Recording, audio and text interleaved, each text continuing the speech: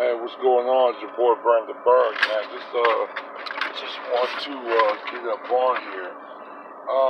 Definitely want to talk about something real quick, something I need to address. There's no ill will. Actually, I have a lot of support for diaspora in a way, because I found out that we have some people in diaspora that actually is, if I'm mistaken,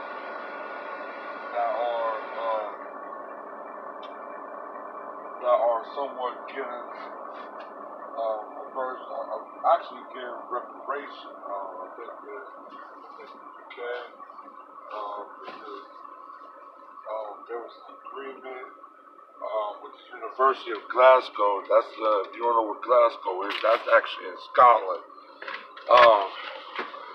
About agreeing to pay reparations to I think Jamaican descendants of slaves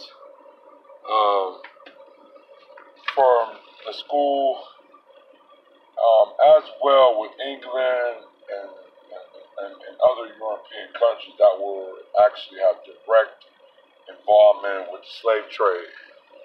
They actually passed, I think they agreed to pay over £200. So I don't know, equivalent to a pound in maybe American money is maybe, if I'm mistaken, maybe a little bit less, probably around maybe 180 million, between 180 to maybe to 190 million of U.S. currency. So, and definitely, like I said, as American descendants of slaves, or ADOS, I support that. I support any specific group to actually move forward with their justice claim. Nobody in the diaspora, especially in the Caribbean or any of the Americas,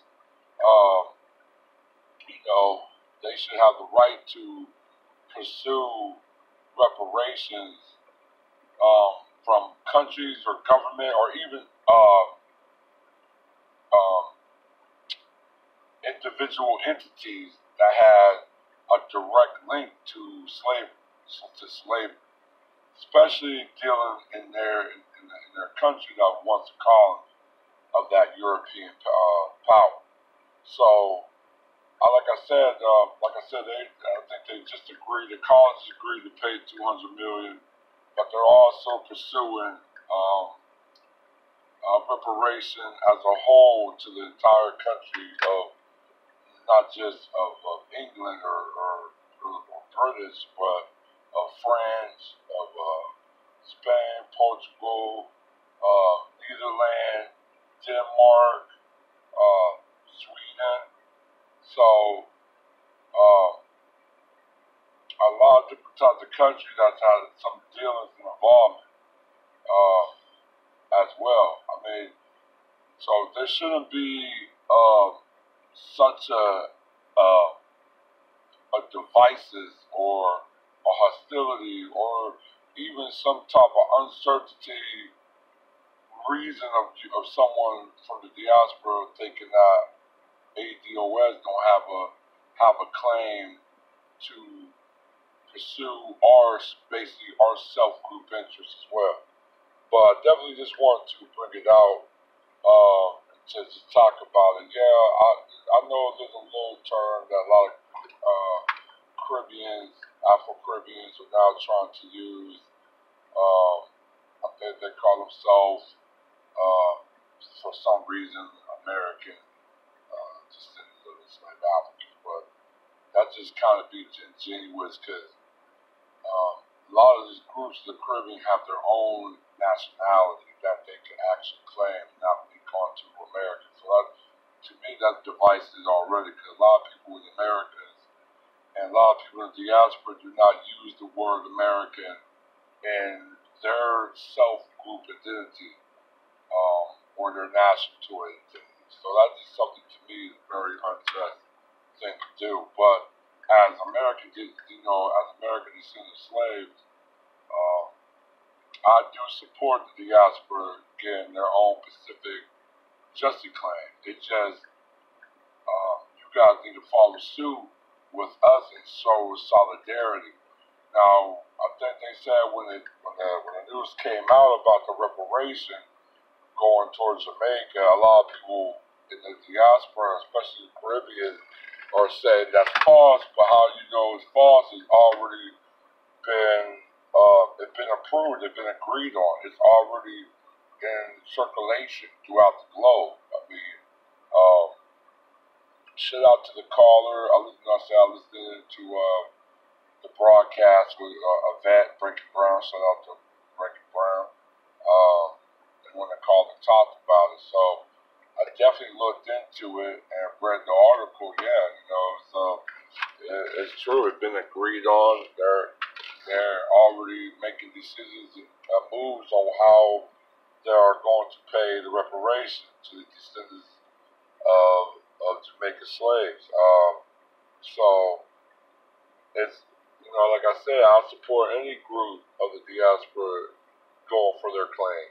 And actually, there is a huge reparation claim that's being sought right now as we speak from the Caribbean. Like I said, United States is not included into this reparation of the Caribbean and Europe. So, I mean, like I said, as being an American descendant slave directly to the United States, I don't have a claim in the Caribbean. Even though I have some ancestry that do come from the Caribbean, but unfortunately, that part of the ancestry that came from the Caribbean was not slaves. Maybe down the road they were slaves at one point, but it was too long ago. Plus the dealing of us in the Americas trying to get into that justice claim. We don't really have that justice claim because the reason is that justice claim is only within those nations in the Caribbean that I have no citizenship or even a strong enough case of linkage and connection to even participate within their justice claim. So that's why I think the difference between the ADOS movement and everybody else, we understand the lineage of everything, while people still focus on race.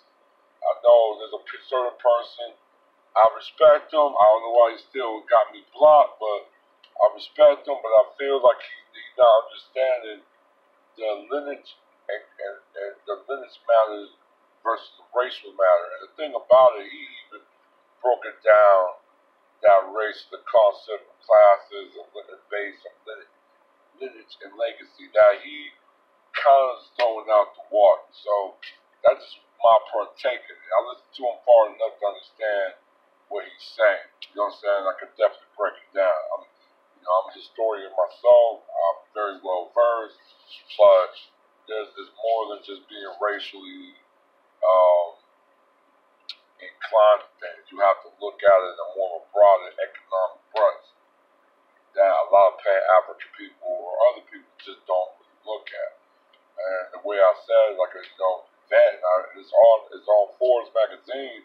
If you got, the article, but yeah, about 2050, the Black American family is going to have a net worth of zero. There ain't going to be no, there's not going to be no wealth at all. It ain't going to be nothing at all in a couple of decades. So this is very much needed, and really setting a precedent of survival. Because this is survival. If not, we're headed to a very massive soft genocide. That's what it is. I definitely want to see. I saw the interview with Breakfast Club with Angela Rod, and she used a lot of talking points that I was surprised that she did. And I'm not mad at her. You know, I kind of knew she might use these talking points. But yeah, she's talking about reparations and support her and everything else. Even though a week ago she called the ADOS movement Russian bots and we don't have a legitimacy to it. So I mean, it's a lot of back moving. It's a lot of back moving, but there's a lot of co-opting going on. So definitely will tell the rest of my ADOS family be very visual, very alert that and be very wary of certain words and cover plays and cover up and rhetoric that will be played on. But yeah, I definitely wanted to talk about